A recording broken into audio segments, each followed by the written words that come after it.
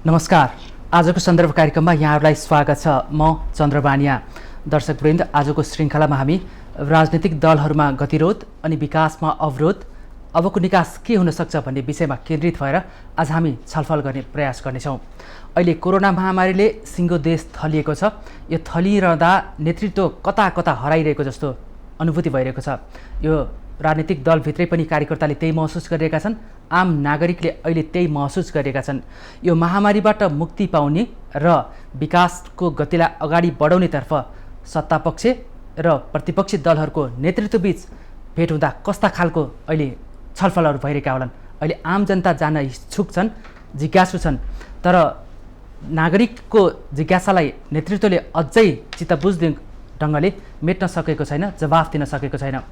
विश्व राजनीतिबाट हाम्रा नेतृत्वले के सिकिरहेको होला र अब नागरिकलाई के ज्ञान दिइरहन खोजिरहेका होलान्, हामी जान्ने प्रयास गर्नेछौँ। यस्तो बेलामा अबको निकास के हुनसक्छ? राजनीतिक वृत्तमा युवा नेतृत्वहरू स्थापित हुँदै गर्दा यो अहिले हामीले उठाउन खोजेको विषयलाई युवा नेतृत्वले कसरी बुझेका छन्, कसरी बुझाउन खोजिरहेका छन्, आज हामी जान्ने प्रयास गर्नेछौँ।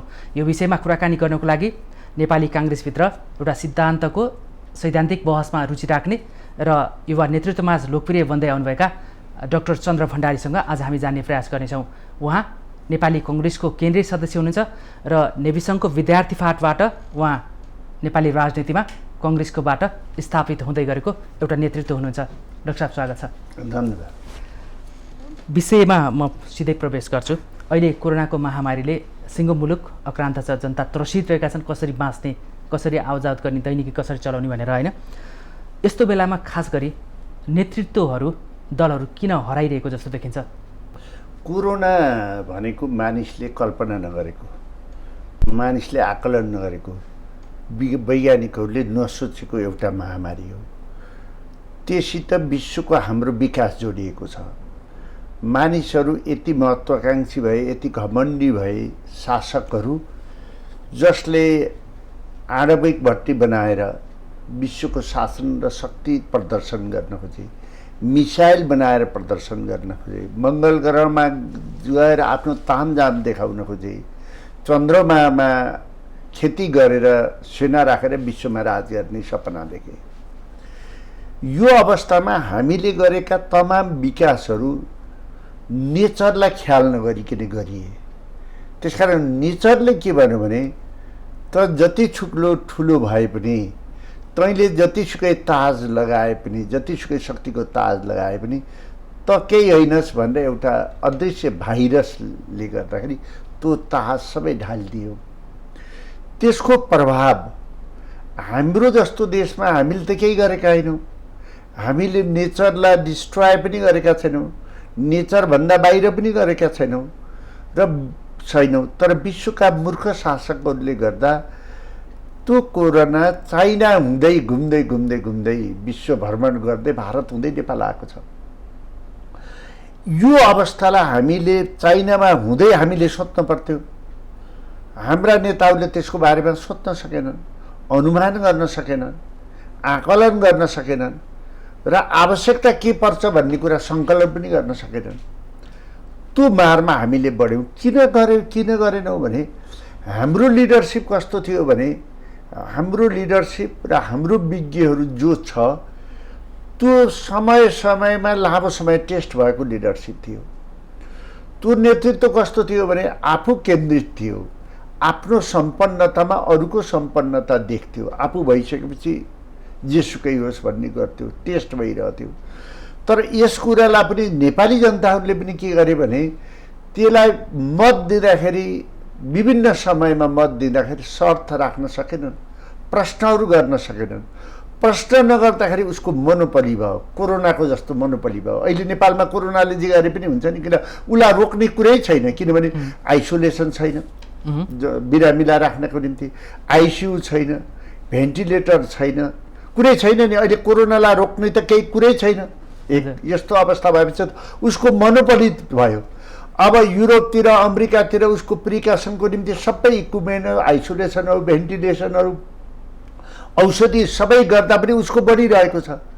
तर हाम्रोमा केही छैन। हामीले त्यही नेचुरल गर्ने कुराहरू, डिस्टेन्समा बस्ने कुराहरू, तातो पानी खानेहरू, प्याज लसुनहरू बेसारहरू खाने भन्दा त हामीसित केही पनि छैन। नेचरले जे सरकारबाट र नेताबाट गर्ने कुरा त केही छैन। एक दोस्रो कुरा भयो ल, नेचरको आधारमा हामीले केही नगर्दा पनि हामी कोरोनाको समस्या पर्यौँ। तर यो अवस्थामा नेपालका नेताहरू वा सरकारले के गर्छ भन्ने कुरा हो। एक दुईटा सरकारका दुईटा नेता हुनुहुन्छ, केपी ओली र प्रचण्डज्यू। डेली उहाँहरू भेट्नुहुन्छ, डेली उहाँहरू सत्ताका निम्ति झगडा गर्नुहुन्छ र उहाँहरू भेट्दाखेरि नेपाली मिडियामा होइन कोरोना बढ्दैछ कि हुँदैछ, आइसोलेसन छ कि छैन, भेन्टिलेसन छ कि छैन भने उहाँहरूले कुरा गरेको नेपाली मिडियामा मैले सुनेको छैन। यत्रो अवस्थामा पनि तपाईलाई जनतालाई चाहिने आइसोलेसन बनाउनेको निम्ति साधन छैन, स्रोत छैन। 27-28 अरबको टेन्डर सुरु हुन्छ भागबन्दामा, गाडी चढ्नको नि 7-8 अरब खर्च हुन्छ। तर जनतालाई यो किन भन्दा ती नेताहरूले तपाईँलाई कुरा गरेको मैले मिडियामा सुनेको छैन। यो भनेको चाहिँ प्रचण्ड र प्रधानमन्त्री मैले सुनेको छैन। र त्यसभित्रका नेताहरू जो झगडा गरिरहनुहुन्छ नि, उहाँहरूले जनताका निम्ति एउटा आवाज उठाएको मैले सुनेको छैन। बिहानको मिडिया बिहानदेखि साँझसम्म सबै सार्वजनिक सोसल मिडिया दैनिक बिहान उठेछ कि झगडा, बिहान उठेछ तपाईँलाई करप्सनका कुरा, इमोरल कुराहरू भन्दा मैले केही सुनेको छैन झगडा भन्दा। दोस्रो, यसलाई उसाएर जनताको आवाज बोल्नुपर्ने प्रतिपक्ष दलको नेताहरू। प्रतिपक्ष दलको नेता मलाई अस्ति मैले सुने, उहाँले विश्वविद्यालयको बारेमा कुरा उठाएको सुने, माने कोरोनाको बारेमा जनतालाई के गर्ने के व्यवस्था भन्ने मैले सुने उहाँले भनेको। तर त्यो कुरा मिडियामा हाई साउन्डिङ भएर आउन सकेन। किन आउन सक्दैन भने मिडिया पनि यस्तो भयो कि माओवादी मुभमेन्टले गर्दा मान्छे सडक सडकमा काट्ने गरेको, बमबारिङ गर्ने गरेको, सदनलाई तहस नहस गरेको देख्दाखेरि, त्यो चर्को रूपले आएको देख्दाखेरि यो पनि हाई साउन्डिङ, जनताका कुरा उठाएको पनि हाई साउन्डिङ हुन सकेन, त्यसले चाहिँ कभर गर्न सकेन मिडियामा।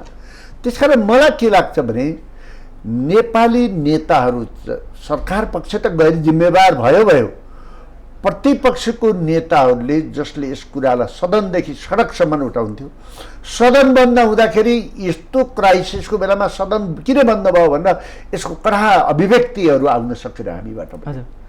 सरकारले जे गर्यो प्रतिपक्षले त्यसलाई साथ र समर्थन मात्रै दिँदै गयो। साथ र समर्थन दियो कि दिएन भन्ने हो भने यस्तो नेपालमा योभन्दा ठुलो समस्या केही हुँदैन। यसको प्रतिनिधित्व हिजो तपाईँलाई विधिको शासन सञ्चालन गर्नका निम्ति काङ्ग्रेस यति धेरै लड्यो, प्रजातन्त्रका निम्ति लड्यो, जनताको अधिकारका निम्ति लड्यो। त्यो पार्टी अहिले जनताहरू सबैभन्दा इतिहास मानव सभ्यताको क्रममा सबैभन्दा तर्सित भएको बेलामा के गर्दैछन् भनेर प्रश्न जनताले सोध्ने भए र पार्टीभित्र पनि मैले पनि सोध्ने भए, तपाईँहरूले के गरेको नेताहरू वा उहाँको झुन्डहरूलाई सोध्ने भए। गर्दाखेरि यो केस के हो भने नेताहरू यस्ता भइसकेछन्, यिनीहरूले बिहान न समाचार सुन्दा रहेछन्, न पत्रिका हेर्दा पत्रपत्रिकाहरू हेर्दा रहेछन्। मलाई आफूलाई लाग्छ कि होइन भने यति ठुलो आलोचना हुँदाखेरि त जनताको आवाजको त प्रतिनिधित्व गर्नुपर्ने, जनताको बोली त बोल्नुपर्ने।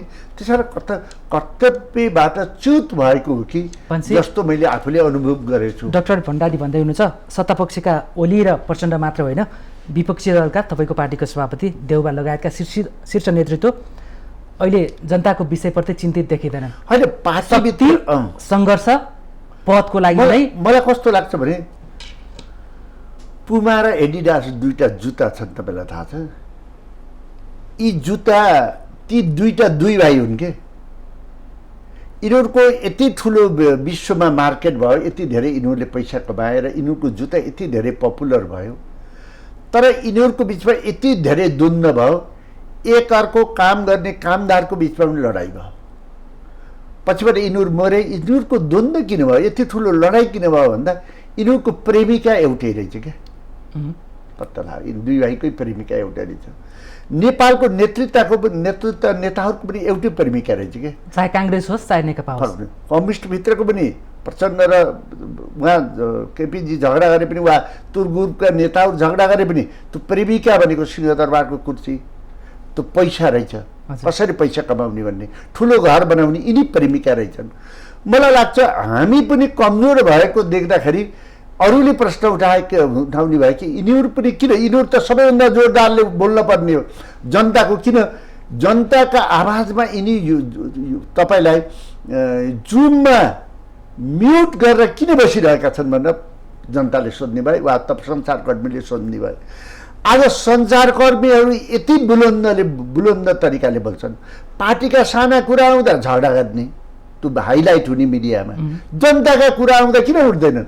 आज कम्युनिस्ट पार्टीको सरकारले 2टा नियुक्ति गर्दा बिहान यति धेरै बिहानको समाचारहरू सबैभन्दा ठुलो हाइलाइट भएको छ। यो त जनता मरेका छन्, औषधि पाएका छैनन्, खाना पाएका छैनन्, किन डेली यस्तो अवस्था हुँदैछ, किन बोल्दैनन्, किन यो पहिलो न्युज बन्दैन भन्दाखेरि यिनीहरू योग्य र सक्षम छैन, यिनीहरूको दायरा पनि ठुलो छैन, यिनीहरू धेरै डिपेन्डेन्ट छन्। डिपेन्डेन्ट हुँदाखेरि त्यही लभरसित यिनीहरू गर्लफ्रेन्डसित यिनीहरू डिपेन्डेन्ट छन् भन्ने मलाई लाग्छ।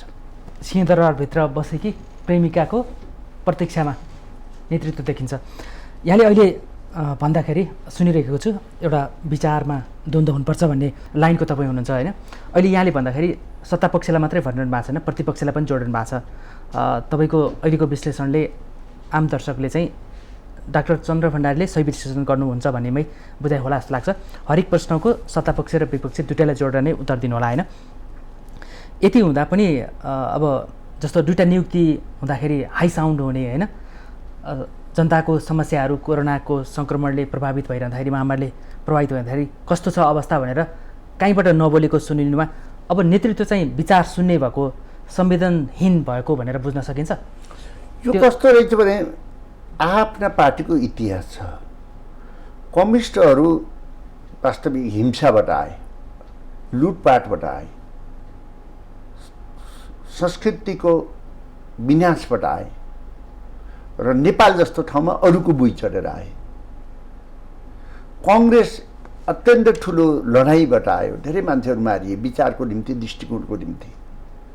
राजाले आफूलाई थुन्दै पनि, राजाले आफ्ना मान्छे मारिदिँदै पनि संवैधानिक राजतन्त्र बन्यो। नेपालको परिवेशलाई हेरेर भनेर आयो, एकदम धेरै रेसिस्ट गर्यो उसले, रेसिस्ट पावरबाट आयो। यो शक्तिहरूले आफ्नो इतिहासलाई सम्झन पर्यो नि।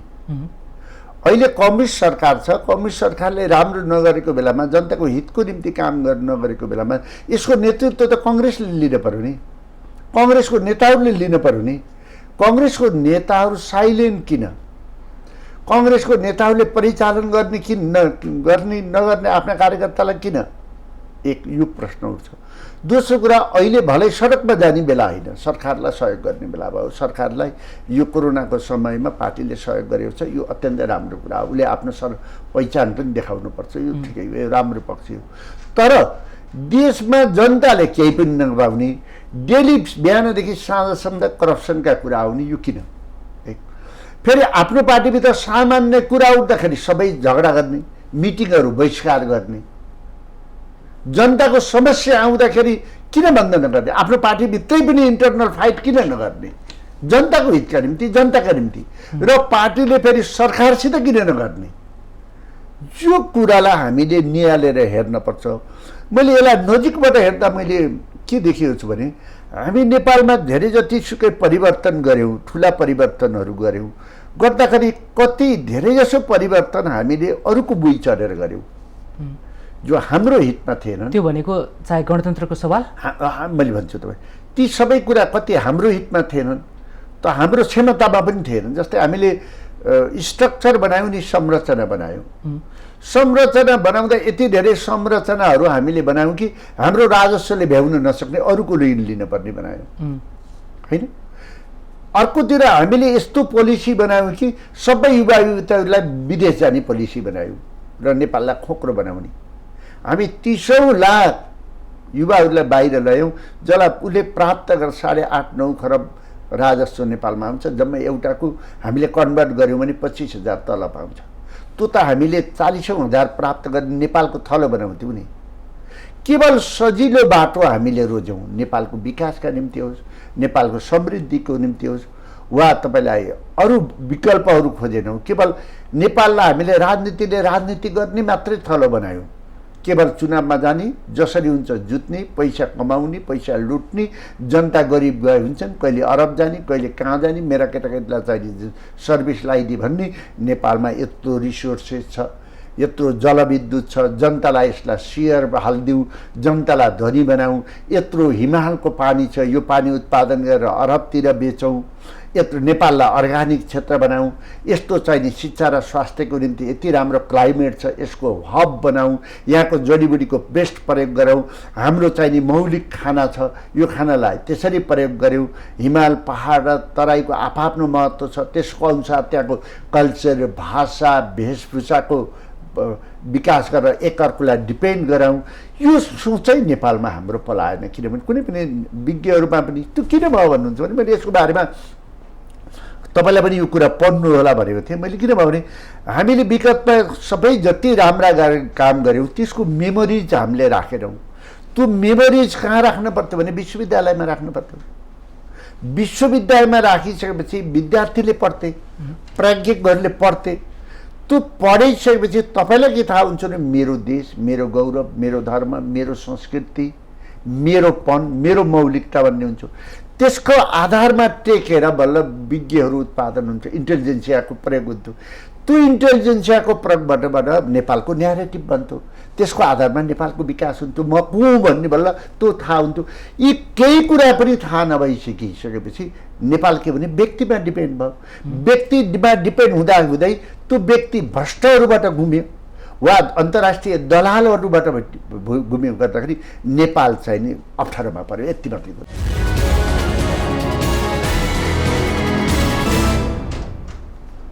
मुलुक अस्थिर भयो, विकास हुन सकेन भनेर आम नेतृत्व र जनताले गुनासो गरिरहँदा बल्ल बल्ल एउटा पार्टीको बहुमतको सरकार बनेको अवस्था छ।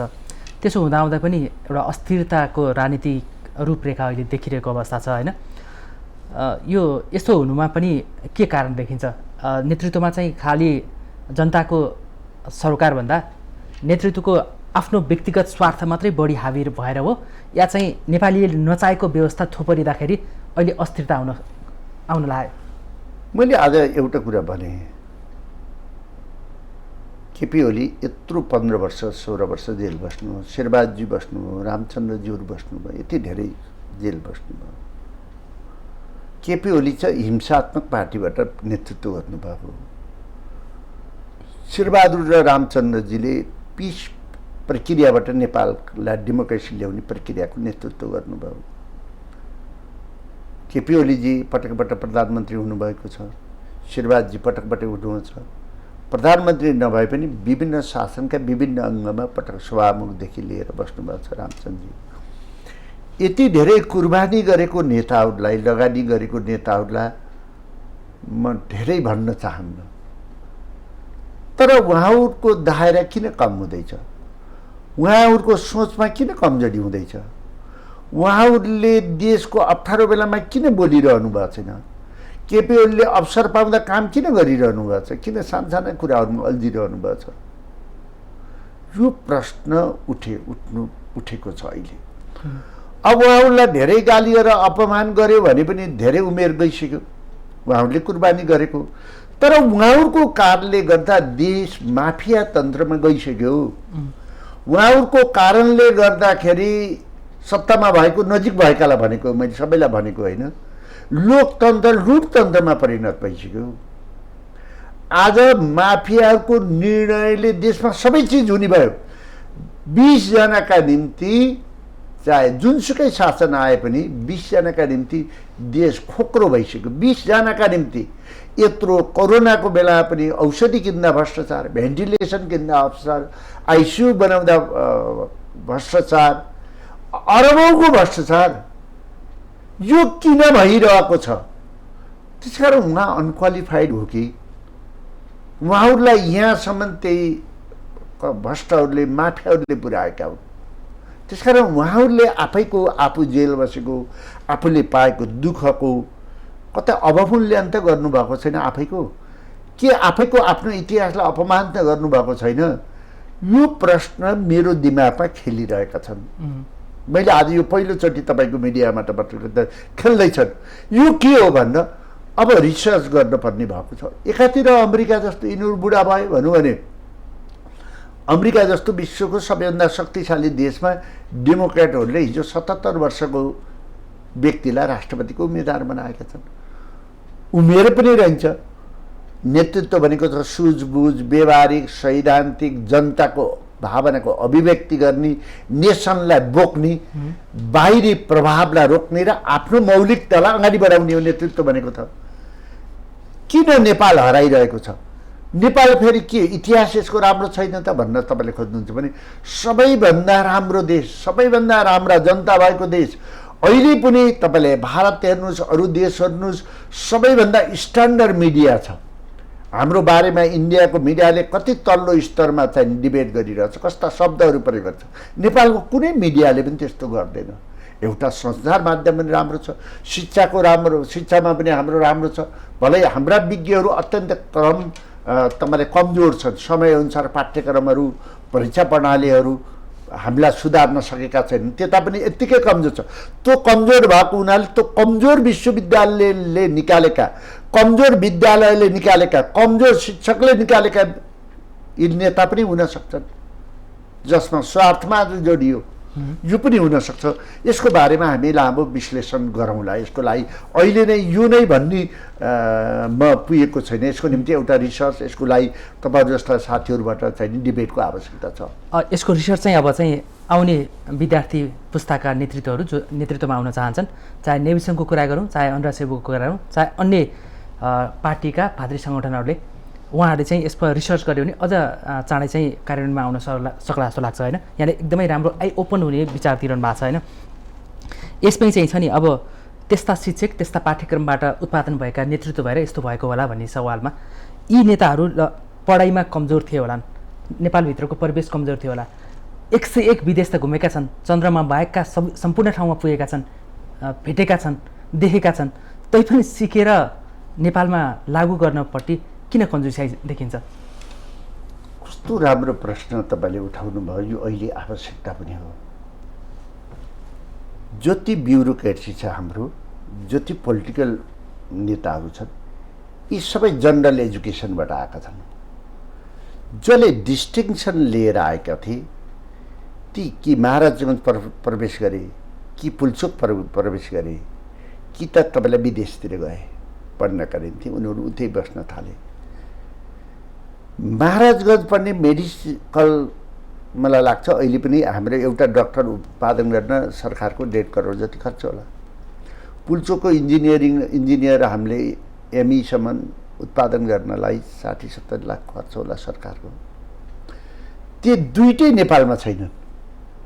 सरकारको लगानी छ। त अहिले आएर पैसा तिरेर डाक्टर बन्ने, पैसा तिरेर इन्जिनियर बन्ने त अहिले आएर आएको नि। तर अहिले के छ भन्नुहुन्छ भने यो प्रश्न मैले बारम्बार अस्ति केपी ओलीजी र प्रचण्डजी र ईश्वर पोखरेल हुँदा पनि राखेँ, मिडियामा पनि राखेँ। अहिले कोरोनाको यत्रो समस्या छ, हाम्रा 500 जति डाक्टरहरू उत्पादन हुँदैछ, टेक्निकल आइरहेको छ। यसलाई चाहिँ नि गाउँमा पठाइदेऊ, प्रत्येक पालिकामा पठाइदेऊ। उनीहरूले केही त बोकेर जान्छ, ल्याब टेक्निसियन छैन, हामी सबै अभाग बेला गएर भन्दा यिनी मान्दैनन्। यत्रो विकासको योजना इन्जिनियरको दरबन्दी खोल भन्दा यिनले खोल्दैनन्। काठमाडौँमा 50,000 जनरल एजुकेसन पढेको कर्मचारी छ, त्यसको कुनै काम छैन। मैले अस्ति सोध्दैछु कि फेरि सहसचिवको उपसचिवको दरबन्दी निकाल्ने भन्दै सुन्दैछु, यिनी निकाल्दैन।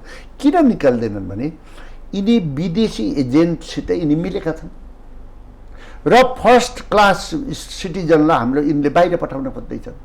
त्यसकारण यहीँ लिएर हाम्रो खोट छ। हाम्रो एउटा डाक्टरलाई बाहिर पठाउनु भने उसले एडमिनिस्ट्रेसन पनि चलाउन सक्छ, मेडिकलतिर पनि चलाउन सक्छ, ल्याब पनि चलाउन सक्छ, एडमिनिस्ट्रेसन पनि चलाउन सक्छ। त्यत्रो क्षमता इन्जिनियर सबैको छ। यो चाहिँ नि यहीँ लिएर हाम्रो खोट छ।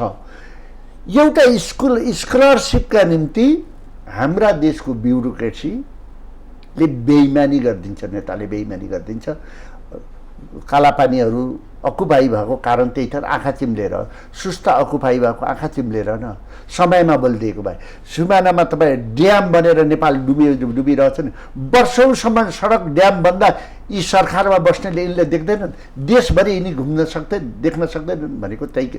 तिनीहरू चाहिँ नि यिनीहरूसित इमान्दारिता भएर फर्स्ट क्लास सिटिजनलाई नेपालमा अवसर नदिने, उनी बाहिर जाने, यिनीहरूको कारणले गर्दा राजनीतिक क्षेत्रमा पनि यिनीहरूको बाहुल्यता भयो, कर्मचारी तन्त्रमा यिनीहरूको बाहुल्यता भएर यिनले सही निर्णय पनि देशका निम्ति गरेनन्। जस्तै फर इक्जाम्पल अहिले तपाईँलाई विश्वमा कोरोनाको समस्या छ, बजेट ल्याउने कुरा हुन्छ, कसले गाइड गरेको छ? विश्वविद्यालयले गाइड गरेको छ नि।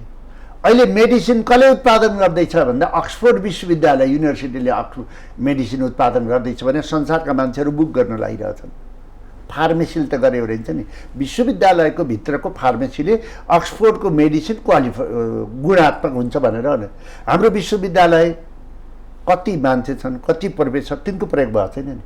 तपाईँ स्वास्थ्य मन्त्रालय जानुहोस्, एउटा सिभिल सर्भिसको मान्छेले लिडरसिप लिइरहेको छ, त्यो विज्ञहरूको प्रयोगै गरिदिन्न नेपालमा। किनभने उसले सही कुरा भन्छ, इमान्दार कुरा भन्छ, खान पाइएन नि, ठग्न पाइएन नि यसलाई। क्वालिटी भएको मेडिसिन आओस्, जति परोसिल्ला के मतलब। त्यस कारण यो करप्ट मनस्थितिमा पऱ्यो, त्यसको जालोमा भर्खर राजनीतिमा प्रवेश गरेको व्यक्ति पनि त्यसमा पर्यो। उसले आफ्नो दायरा बढाउन सकेन। त्यस कारण यस्तो नेपाल देखियो। अब यसलाई नयाँ जेनेरेसनले कसरी सोचेको छ? पुरानो जेनेरेसनले त यसलाई पारै लाउन सकेन। जुन देशको पोलिसी नै युवा युवतीलाई पसिना व्यक्ति हुन्छ त, आज तपाईँले नेपालमा मिडियाहरू सञ्चारकर्मी नभइदिएको भए नेपालको अवस्था के हुन्थ्यो? हामीले केही थाहै नै पाउँथेनौँ त। आउने जो रहन्छौँ नि त, सदन बन्द गरिदिए भइहालौँ, संवैधानिक निकाय नियुक्ति नगरिदिए भयो, नियुक्ति गर्दाखेरि पनि राम्रा मान्छे नखोजेर पार्टीको रसिद काटेका दासहरूको भर्ती केन्द्र बनाइदिए भयो। अनि सडकमा सुरक्षाकर्मी परिचालन सडकमा सुरक्षाकर्मी परिचालन गरिदिए भयो। हजुर, त्यस कारणले गर्दा हेर्नुहोस् त, अहिले तपाईँले आफैले हेर्नुहुन्छ स्वास्थ्य कर्मीको अवस्था कस्तो छ। जसले सबैभन्दा डक्टर पढ्ने भनेको सबैभन्दा महत्त्वपूर्ण थियो, ऊ आज कसरी असुरक्षित छ र जनताको कति सेवा गरेको छ। फ्रन्ट लाइनमा बसेर काम गर्नेहरू, सुरक्षा निकाय सडकमा आएर कति गरेको छ तपाईँले आफैले देख्नुहुन्छ। तर तिनीलाई कुनै सुविधै छैन, केही जो छैन। तर तपाईँ बिहान सुन्दै हुनुहुन्छ कि आज 26 अरबको ठेक्का हुँदैछ मिलो मतमा। अर्थ मन्त्रालयले अब्जेक्सन गरेको छ, महालेखाले अब्जेक्सन गरेको छ। आज कर्मचारीको 6 अरबको गाडी किन्दिनै छ। लो, न संवैधानिक निकाय न अख्तियारको काम छ। त्यसैले यो त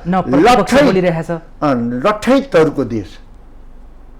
न प्रजातन्त्र मूल्य र मान्यता रह्यो, न नैतिकता रह्यो, न इमान्दारिता रह्यो, न जनताप्रति उत्तरदायी भयो, न देशप्रति कुनै भावना भयो।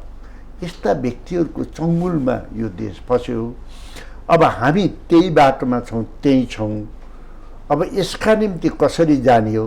सञ्चार माध्यम पनि कस्तो छ भन्नुहुन्छ भने हामीले मेजर नेसनका कुरा उठायौँ भने पनि त्यसलाई हाइलाइट गर्दैन कि उही राम्रा गाडी चढ्ने, उही बढी बोल्ने, उही बढी कमाउनेलाई, जस्तो अहिले काङ्ग्रेसको महाधिवेशन हुँदैछ भने पनि त्यही वर्गको मात्रै नाम लिइदिएको हुन्छ। विचारको आधारमा आऊ, दृष्टिकोणको आधारमा आऊ। तिम्रो भोलिको नेपाल बनाउने दृष्टिकोण के हो? ल, सञ्चार माध्यम सम्बन्धी तिम्रो धारणा के हो? एजुकेसन सम्बन्धी तिम्रो धारणा के हो? स्वास्थ्य नीति सम्बन्धी तिम्रो धारणा के हो? यस्ता कुरा फेरि उसले गर्दैन, त्यो गर्नेहरूलाई पनि अगाडि ल्याउँदैन। कस्तो कस्तो अप्ठ्यारोमा परिएको छ भन्ने कुरा यो कस्तो भने पर कि सबै तपाईँले सोधेअनुसार सबै हाम्रा नीतिहरू विदेशबाट कपी गर्यो। कर्मचारी विदेश गयो, नेताहरू विदेश गए, घुम्न गए नि, जतिले गर्दा नेपालको मौलिकता अनुसार भएन, उनीहरूको ल्याएर कपी गर्ने। कपी हामीले यहाँ राख्छौँ, कपी गर्छौँ, तर त्यो पुरानो भइसक्यो हुन्छ। जस्तै फर इक्जाम्पल सङ्घीयताको नाममा एउटा हामीले स्ट्रक्चर बनायौँ केन्द्रदेखि तलसम्म। सबै तपाईँलाई राजनीति गर्ने नेताहरू बेरोजगारी नपरोस्, गर्नु नपरोस्, कर्मचारी जति पनि राख्न पाइयोस्। तर हामीले के सोचेनौँ भने मेरो राजस्वले पुग्छ कि पुग्दैन। अहिले हामी सङ्घीयता विदेशबाट ऋण ल्याएर पालेका छौँ। कर्मचारीलाई अब अर्को पटक अब कोरोनाको यो उद्योगहरू बन्द भइरहेका छन्, बेरोजगारी बढ्दैछन्, सारा युवा युवतीहरू बाहिरबाट नेपालमा आउँदैछन्। त्यसलाई कसरी रोजगार दिने, कसरी नेपालको भूगोल अनुसारको यसको उपयोग गरेर हामीले आम्दानी बढाउने भन्ने त सोचै छैन। पुरै कपी, नक्कल गर्न पनि त अक्कल चाहिएला नि। अक्कल नभएका नक्कल गर्न पनि नजानेका क्षमताविहीन मान्छेहरू विदेश गए, आफ्नो घर बनाए, आफ्नो गाडी चढे, तर नेपालको घर बन्न सकेन। नेपाली जनताले गाडी किन्न सकेन। दुःख पर्दा हस्पिटलको सहिया पनि पाउन सकेन। त्यसकारण यिनी नक्कलीहरूको भाषा, नक्कलीहरूको प्रतिबद्धतामा नेपाल फस्यो। हजुर, एकदमै राम्रो विश्लेषण गर्नुभयो। सत्ता पक्षको मात्र होइन, प्रतिपक्षको पनि रोल र रेस्पोन्सिबिलिटी कहाँनिर कस्तो छ, के भएन भन्ने कुरामा एकदमै स्पष्ट भन्नुभयो। अब आउने नेतृत्वले यसमा बुझ्ला भन्ने हामी अपेक्षा गरौँ, आश गरौँ होइन। अब हामी बाँकी समय अलिकति काङ्ग्रेसको आउँदै गरेको 14औं महाधिवेशनमा केन्द्रित भनौँ। अब अहिले जुन ढङ्गको समस्या देखियो त्यसलाई सम्बोधन गर्न सक्ने नेतृत्व अहिलेको पुस्तामा देखिएन। अहिलेको तपाईँको विश्लेषण छडङ्गै भयो होइन। अब कङ्ग्रेसको 14औं महाधिवेशन चाहे आगामी फागुनमा होला या अहिलेको महामारीले गर्दा पोस्टपोन भएर त्योभन्दा पछिका महिनाहरूमा होला, त्यो महाधिवेशनले चाहिँ अहिले देखेको समस्यालाई सम्बोधन गर्ने गरेर अबको नेतृत्व कस्तो खोज्नुपर्छ? कङ्ग्रेसभित्र 5वटा समस्या छन्। 5 समस्या कि 5 गुट? 5वटा समस्या छन्। हजुर, जसले महाधिवेशनलाई प्रभावित गर्छ। एउटा यो सक्रिय सदस्यताले प्रभावित गर्छ। हजुर, यसलाई हामीले सही तरिकाले डिस्ट्रिब्युसन गर्न सकेनौँ, सही मानिसहरूलाई, साथीहरूलाई उपलब्ध गराएनौँ भने कङ्ग्रेसको मौलिकता जान्छ। कङ्ग्रेसले जसले कङ्ग्रेसका निम्ति यहाँ पुर्यायो त्यो अल्पमतमा पर्छ, एउटा विवाद छ। दोस्रो, कङ्ग्रेसमा प्रतिनिधिहरू जो भाग लिन्छन्, एउटा विदेशबाट भाग लिन्छन्, उनीहरूको महाधिवेशन हुनुपर्छ। एउटा भातृ संस्थाले भाग लिन्छन्, एउटा जिल्लाबाट भाग लिन्छन्, तिनीहरू पनि महाधिवेशन भएर प्रतिनिधित्व गर्नुपर्छ। एउटा युमा पनि कन्फ्लिक्ट छ, एकअर्कामा धाँधली गर्ने कि के भन्ने छ। अर्को कुरा काङ्ग्रेसभित्र चौथो कुरा के छ भन्नुहुन्छ भने यो अहिले काङ्ग्रेसको सभापतिजीले आफू सभापति भएको 2 महिनाभित्रमा विभागहरू गठन गर्ने भयो। अहिले आफ्नो कार्यकाल सिद्धिएर काम चलाउ भएको बेलामा खाली खाम बाँध्दै हुनुहुन्छ। खाली चेक त बााउन्स हुन्छ, अहिले खाली खाम बाँध्दै हुनुहुन्छ। हरेकलाई चिठीहरू लेख्नुभएको छ जो टोटल्ली अवैध छ। विभाग गठनमा आपत्ति अवैध उहाँले गरेका कुराहरू टोटल अवैध छन्। उहाँले किन गर्दै हुनुहुन्छ यो पनि मैले बुझेको छैन। उहाँ काङ्ग्रेसको सभापति हो, अत्यन्त उदार दिल भएको मान्छे हो। फेरि तपाईँहरूले उहाँ सभापति, तपाईँ केन्द्रीय सदस्य। सुन्नु, उहाँ अत्यन्त उदार दिल भएको, अत्यन्त रेसिस्ट पावर भएको मान्छे हो। यसमा मेरो कुनै दुविधा छैन। र काङ्ग्रेसको रियल उत्तराधिकारी उहाँले बिपी गणेशमा केही सुन्जिकी ज्याउलाई पनि चिन्नुभयो, सँगै हिँड्नुभयो, आफ्नो सर्कलसित पनि हिँड्नुभएको छ, हामीसित पनि हिँड्नुभयो, हामीभन्दा पछिकालाई पनि उहाँले चिन्नुभएको छ। उहाँ चाहिँ नि व्यक्ति होइन, संस्था हो। उहाँले अहिले यति ठुलो जिम्मेवारी लिनुभएको छ। सदनमा कम्युनिस्ट पार्टीले मन परिहाल्यो वा संविधान मानेन भने पनि त्यसलाई सही ठाउँमा हिँडाउने जिम्मेवारी पनि उहाँ छ। तर आफ्नो पार्टीभित्र विधान किन मिच्दै हुनुहुन्छ यो कुरा मैले सोचेँ, थाहा छैन। किनभने 4 सौले प्रधानमन्त्री भएको, पार्टी सभापति भएको मान्छे किन गर्दै हुनुहुन्छ यो मैले पुरै बुझेको छैन। कसका निम्ति गर्दै हुनुहुन्छ, कसकै निम्ति गर्दै हुनुहुन्छ भने पनि उहाँलाई धेरै दुःख छैन। उहाँको परिवार सक्षम छ, नेपालमा एकदम उहाँको परिवार सक्षम छ। उहाँले धेरै उहाँहरूलाई सहयोग गर्नु पर्दैन। राजनीति गर्छु भने पनि सबैले स्वीकार गर्छ। आर्थिक रूपले पनि उहाँ सम्पन्न हुन्छ।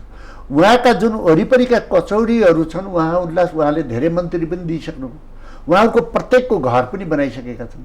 मेरा तिनी अनुयायीहरू बिचरा गाडी चढ्न पाउनन् कि भन्ने भने पनि सबैको गाडी छ, उहाँका निम्ति पनि गर्नु पर्दैन भने उहाँ जीवनको अन्तिममा हुनुहुन्छ भने उहाँको निम्ति सिंगल देश हुनुपर्ने। उहाँको कारणले तपाईँलाई सुदूरपश्चिम जस्तो ठाउँ नेपालसित जोडिएको छैन। उहाँले 21वटा 22वटा पुल बनाएर नेपालसित जोडेको पनि मान्छे हो। तर यो उसमा यो अवस्थामा आएर उहाँको दिमागमा कली किन लागिरहेको छ? किन उहाँ प्रचण्ड र ओलीजी जस्तो हुनुहुन्छ? कति कोलीले मात्रै भरम त उहाँहरूलाई बनाएको छैन भन्ने एकातिर मलाई लागिरहेको छ। अर्कोतिर हाम्रो युवाहरू वा अरू नेताहरू राष्ट्रिय मुद्दा हुँदा किन तर्किन्छन्? देशका कुरा उठ्दा, नागरिकताका कुरा उठ्दा, देशको नक्साका कुरा गर्दा, सिमानाका कुरा गर्दा, डुबानका कुरा गर्दाखेरि किन स्पष्ट बोल्न सक्दैनन्? खबरदार भनेर किन भन्दैन? यो कुरा पनि मलाई अनौठो लागिरहेको छ। यी दुईटा कुरा अनौठो लागेको छ। आउने जेनेरेसन मलाई लाग्छ धेरै फरक छ जस्तो लाग्छ।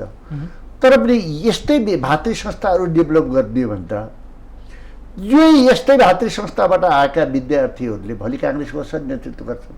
एकातिर कम्युनिस्ट छ, भारतमा जस्तो भाजपा र कङ्ग्रेसाई भइदिएको भए, बेलायतमा जस्तो कन्जर्भेटिभ र रिपब्लिक भइदिएको, कन्जर्भेटिभ र लेबर जस्तो भइदिएको भए, अमेरिका जस्तो डेमोक्रेट र रिपब्लिकन जस्तो भइदियो भए त फरक पर्दो रहेछ।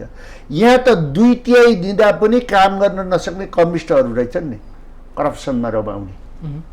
त्यहाँका यत्रो भोट दिएका कम्युनिस्ट पार्टीका कार्यकर्ताहरूलाई मेरो सरकारले गर्ला, अगाडि बढ्ला भनेको बेलामा यो झगडा, यो टन्टा, यो मारामार, आज फुट्ने हो कि भोलि फुट्ने, एकले अर्कालाई तथानाम गाई गर्दा त्यो भोट दिने कति भयो होला। यो अवस्थालाई मैले हेर्दा अब कङ्ग्रेसको नेतृत्व यो सबै कुरा बुझेको, यो नेतृत्वलाई पनि सम्मान गरोस्, यो नेतृत्वले पनि आफ्ना सामान्य हामीले देश बिगाऱ्यौँ, हाम्रो कारणले गर्दाखेरि कम्युनिस्टहरूले नेपालमा 2/3 आउन्, हामीले एकचोटि बसेर पिँढीमा बसेर आफ्ना बच्चा बच्चीहरूले आफ्ना छोराछोरीले गरेको प्रगति हेर्न चाहन्छौँ भन्ने उहाँहरूले लिनु पर्दछ। त्योभन्दा विकल्प छैन। तर मैले सुझाव दिनुभएको छ तपाईँहरूले? के सुझाव तपाईँलाई? बुढेसकालमा गर्लफ्रेन्डपट्टिको लभ अझ बढ्दो रहेछ कि जवानीमा बढ्दो रहेछ? हाम्रो नेचुरल्ली पनि बुढेसकालमा अझ प्रिय हुँदो रहेछ। सिंहदरबारको कुची जो प्रेमिका छन् यति सुन्दरी रहेछन् कि उनको अझै पनि बढ्दैछ। त्यो तपाईँलाई पैसाको मोहको पदको चाहिँ नि बढ्दो रहेछ। त्यसले गर्दा अप्ठ्यारो पारेको छ। यो अरू देशभन्दा पृथक छ। अरू देशका नेताभन्दा नेपालका नेताहरू पृथक मैले देखिरहेको छु। किन यो भइरहेको छ? यसको इतिहास पनि राम्रो हो, यसको नेतृत्व पनि राम्रो हो, यसको सङ्गत पनि राम्रो हो।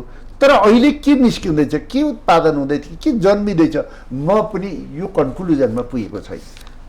यसमा अझ छिनालेरै सोधौँ, अहिले तपाईँले भनिरहँदाखेरि एउटा लठैतहरूले देश चलाइरहेको छन् भन्नेमा हाम्रो अहिलेको छलफलको विचार सुन्ने लठैतहरू होइन, जसले नेतृत्व गर्दाखेरि यति सुन्दर देश सुन्दर हुन सकिरहेको छैन।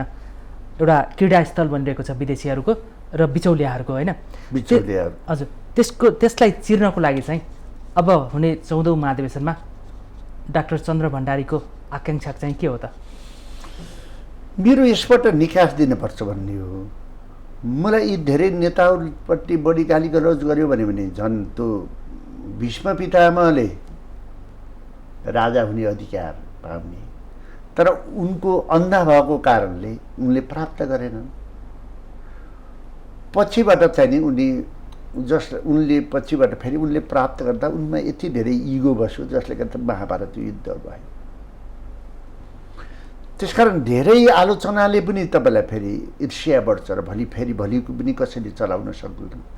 प्रेमपूर्वक तरिकाले गरौँ र यो हाम्रो पिँढीले यसको काङ्ग्रेसको नेतृत्व लियोस्, मेरो चाहना त्यो हो।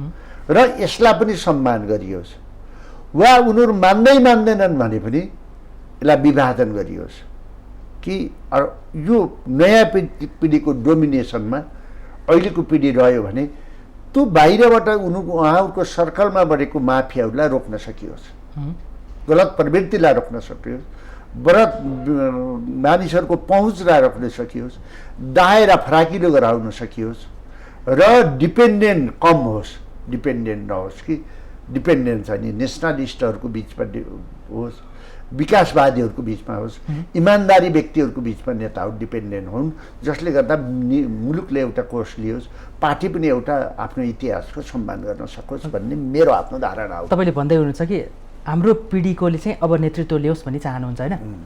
अझ त्यसमा छिनालेर अझ आम दर्शकले अथवा तपाईँको पार्टीका महाधिवेशन प्रतिनिधिले या तपाईँका शुभचिन्तकहरूले जसले भोट हाल्न पाउने अधिकार राख्छन् र समर्थन गर्न लालायत भएका छन्, चाहे स्कुल लेभलमा चाहे कलेज लेभलमा होइन, उनीहरूलाई अझ बुझिने गरी भनिदिनुहोस् न। अब अहिले देखिन्छ कङ्ग्रेसको नेतृत्वमा शेरबहादुर देउवाको पुनः त्यहाँ इच्छा देखिन्छ, अर्कोतर्फ रामचन्द्र पौडेलको देखिन्छ, महामन्त्री डाक्टर शशाङ्क कोइराला पनि नेतृत्वमा देखिनुहुन्छ, अर्को डाक्टर शेखर कोइराला पनि देखिनु भएको छ। फेरि अहिले विमलेन्द्र निधिको पनि आकाङ्क्षा निकै बढेको छ, म पछाडि नफर्किने गरी अगाडि बढिसकेका छु भनेर भन्नुभएको छ नेतृत्वमा सभापतिको लागि होइन। अब अहिले देखेका यी अनुहारहरू नै नेतृत्वमा स्थापित हुने हो या डाक्टर चन्द्र भण्डारीको पिढीका नेतृत्वहरू अब त्यसको लागि दावेदार बन्न सक्नेछन्? मैले यहाँ कसैलाई सञ्चार माध्यमबाट आलोचना गर्न मिल्दैन, तर मैले मान्ने नेता, मैले सपोर्ट गर्ने नेता राष्ट्रिय मुद्दामा खुट्टा कमाउनु हुँदैन। जनताका कुरामा सबै स्वार्थ छोड्न सक्नुपर्छ। अहिले मैले नाम लिएका नेतृत्वहरूमा त्यो क्षमता छ या छैन?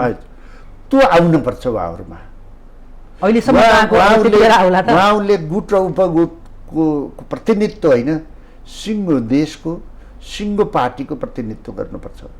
कार्यकर्तालाई समान अवसर र न्याय दिन्छौँ। अहिले जसरी हामीले संविधानता बनाएका स्ट्रक्चरहरूमा तपाईँलाई समानुपातिक समावेशी प्रणालीहरू अपनाएका छौँ, सबै वर्ग तबकालाई ल्याउने भनेका छौँ।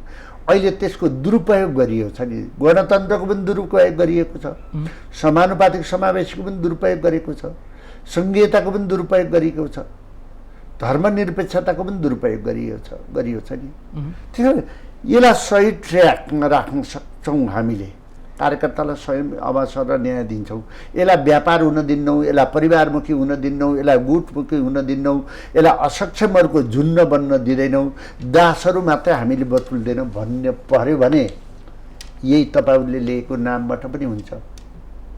यसमा मेरो दुविधा छैन।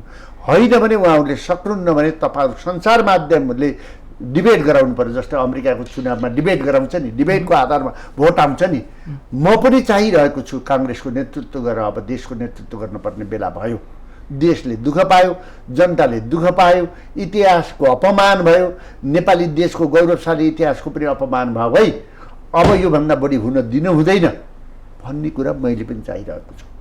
अझ देशले अझ बढी विकराल अवस्था हुन सक्छ यो कोरोनाको कारणले।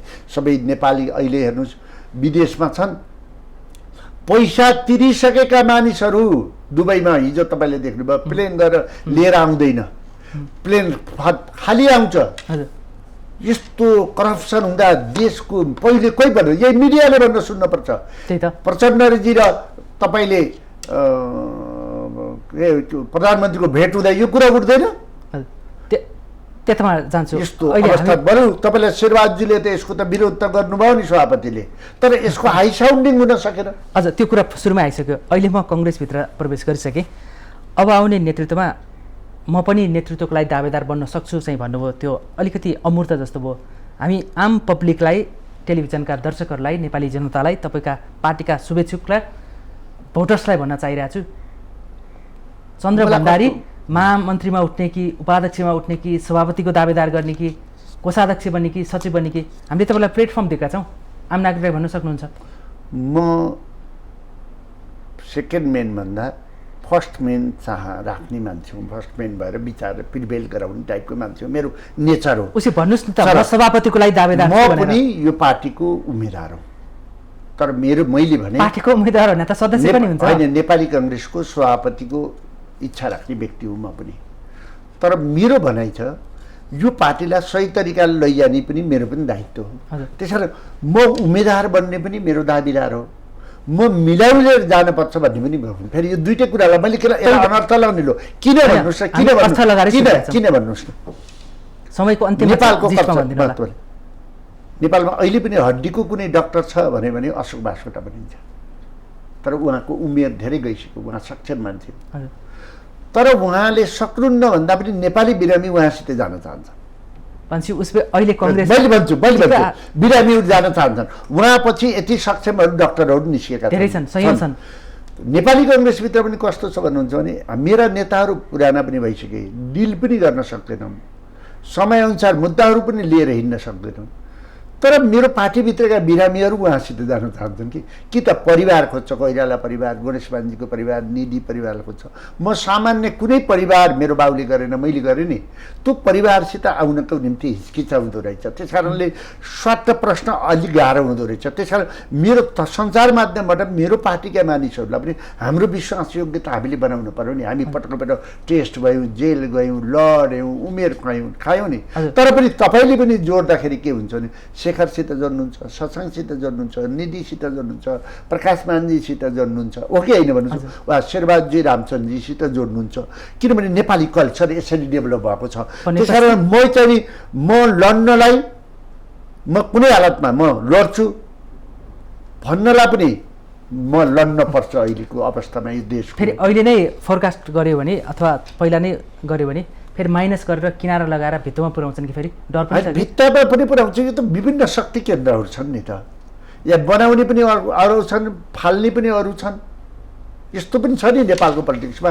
मैले यो नेसन बिल्डिङमा भूमण्डलीकरणको को प्रभाव मैले हेरेको पिएचडी गरेको हुनाले नेपालको शिक्षा क्षेत्र, नेपालको राजनीति क्षेत्र, नेपालको आर्थिक विकास, नेपालको संस्कृतिलाई सबै अरूबाट अकुपाई भएको छ।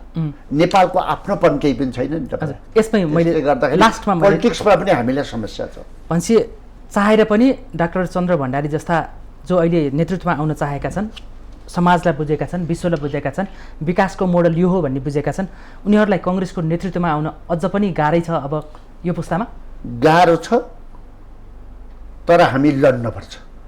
अब हामीले पहल गर्नुपर्छ र हामी आउनुपर्छ। चन्द्र भण्डारी आओस्, वा धनराजजी आओस्, वा गुरुजी आओस्, चाहे विश्वजी आओस्, वा तपाईँले नाम लिएका मानिसहरू जोसुकै आउन्, प्रदीप पौडेल आउन्, तर उसले चाहिँ नि अब म देशलाई बोक्न सक्छु। मेरो देशको राजनीति, सामाजिक, संस्कृति, धार्मिक, शैक्षिक कुरामा म अब कपी गर्न दिन्न है। मेरो मौलिकता अनुसार आज देशलाई यस्तो अप्ठ्यारो परिरहेको कोरोनाको बेलामा करप्सन गर्नेहरूलाई अब म सहन्न है, म जनताको प्रतिनिधि हुँ भनेर आउनुपर्छ। आयो भने त्यसले राम्रै गर्छ। हामी तपाईँलाई शुभकामना दिन चाहन्छौँ। आगामी महाधिवेशनमा तपाईँ र तपाईँ जस्ता युवा पुस्तालाई नेतृत्व गर्न सक्ने, त्यो धारलाई पक्रन सक्ने नेतृत्वको हाबी चाहिँ कङ्ग्रेसको महाधिवेशनले स्थापित गरोस्। हामी तपाईँलाई शुभकामना दिन चाहन्छौँ। चन्द्रजी, माउन्टेन टेलिभिजन तपाईँको परिवारले मलाई बोलाएर केही कुराहरू राख्ने अवसर दिनुभयो, धन्यवाद दिन चाहन्छु। हस्, धन्यवाद। आदरणीय दर्शकवृन्द, आजको श्रृङ्खलामा हामीले राजनीतिक दलहरूमा गतिरोध, त्यसले पारेको नेपालको विकासमा अवरोध, अब त्यसको निकास कसरी भन्ने सवालमा केन्द्रित भएर हामीले नेपाली कङ्ग्रेसमा उदाउँदै गर्नुभएका एकजना केन्द्रीय सदस्य जो विद्यार्थी राजनीतिक फाँटबाट नेपालको राजनीतिमा स्थापित भइरहनु भएको छ, डाक्टर चन्द्र भण्डारीसँग जान्ने र बुझ्ने प्रयास गऱ्यौँ।